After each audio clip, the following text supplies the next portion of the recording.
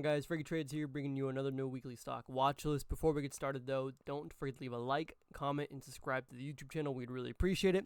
And without much more further ado, let's go ahead and dive into the watch list. So, first things first, you guys know I like to cover earnings week. As far as earnings go for the entire week, there is not too much going on. The only stocks that I would really be keeping an eye out for any kind of after earnings move would be Carvana. That reports on Wednesday after close, and then Baba would be the other big one, and that's reporting Thursday before open.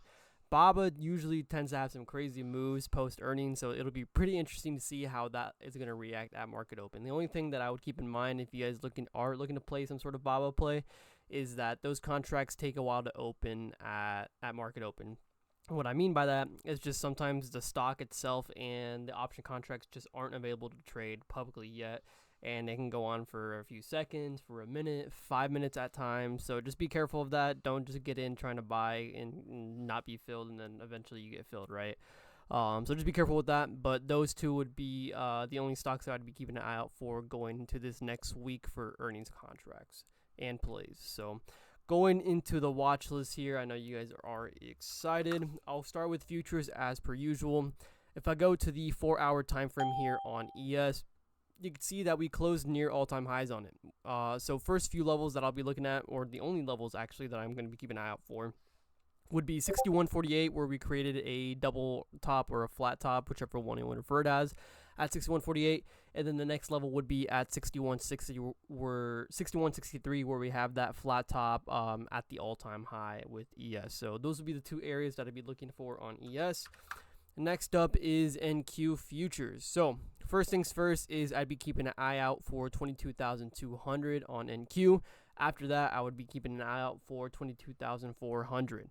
Those are the only two areas that I see that are important on NQ. The other thing I want to note here on NQ is this 30-minute. It's either 30-minute or on the 15-minute. I think it's on the 15-minute. Yes. It's on the 15-minute here. This trend line started late day or early morning on Thursday.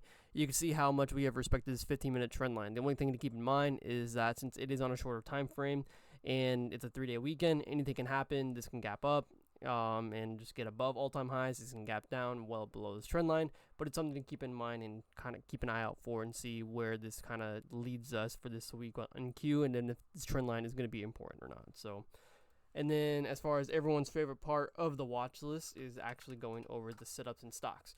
So first things first is I'll be talking about AVGO. Pretty straightforward setup here. I haven't traded AVGO in a while, but you can see that we have been stuck in a consolidation for a bit now. I would say roughly within 230 and 238 is where the ideal range on this is. Obviously, we ended up breaking down from 230, and we ended up coming back, seeing us come back within just a day of this setup on AVGO. So going off this, I will be keeping an eye out for at 238. The reason why I'd be looking at 238 and why this is part of my main watch list is because that's the top of the consolidation, a flat top, and then we also have a $4 gap here at 238 all the way up to 242. If I go to the daily time frame here, you guys can see what I'm talking about. And if I go right here, you guys can see this is where the gap is. So pretty decent setup here on AVGO. I don't normally trade this stock, but when this stock does have volume behind the contracts and the stock itself, it tends to pick up some momentum and volatility on it, which is what I try to look for on some of the setups that I trade. So next up is Microsoft. So Microsoft here, we actually did end up breaking this on one of these days this week. I forgot if it was Wednesday or Tuesday, but we actually ended up trading Microsoft at the open at that 405 level that we've been talking about for a while now. So going to be looking at the same setup, and the only reason why I would be still looking at this is if I go back and look at this day on Wednesday, you guys can see here, we actually never ended up closing below 405. We actually came all the way back above 407 on the 5-minute time frame at least, and we actually ended up closing right above 407. So we never got any sort of close on any kind of big time frame or even smaller time frame like the 5-minute or higher to get a close below 406 or 405. So this is the reason why I'm still looking at this. It is still possibly a good setup here. It's going to be dependent on how weak it is compared to the market, obviously. So 405 would be the ideal area that I'd be looking at for Microsoft. The safer entry would probably be around that low at 404.30. So that is the setup on Microsoft. And then the last setup I actually have is NVIDIA. It's a pretty short watch list, don't have too much going on, but First things first on the video to note is we do have a gap here. It starts from 139.25 and it ends at 142. So roughly $3 on this gap. The other thing that I do want to note on this is on the 30-minute we have a uptrend on here. So you can see that this starts from Wednesday and it has, it hasn't been really respecting it. Typically with my rules for trend lines is I need it to touch more than 2 times from its starting point. So this is the starting point, and this is 1 touch, and then we haven't touched again. So it's not really a trend line that I would fully respect yet, but it is something just to keep in the back of our minds in case we happen to climb up to 140 and the video happens to reject off of it.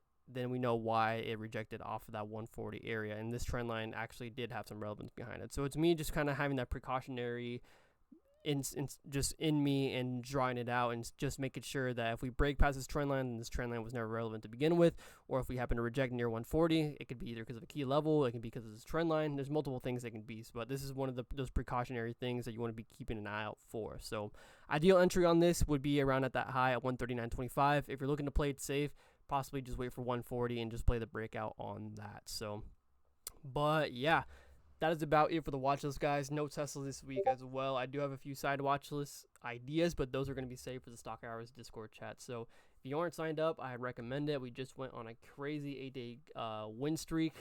We ended up breaking it on Friday, and it was quick stop losses. I think they were all around 10% with North signals. So pretty crazy win streak that we went on. Those happen pretty frequently, but just because those happen frequently doesn't mean that we have big home runs every day, right? That's something you got to keep in mind. Trading is that not every single day is going to be a home run. Some days are quick and easy, and some days, it's a cash day. So, but with that being said, I hope you guys enjoyed the video, and without much more being said, I hope you guys take care and enjoy the weekend. Peace out.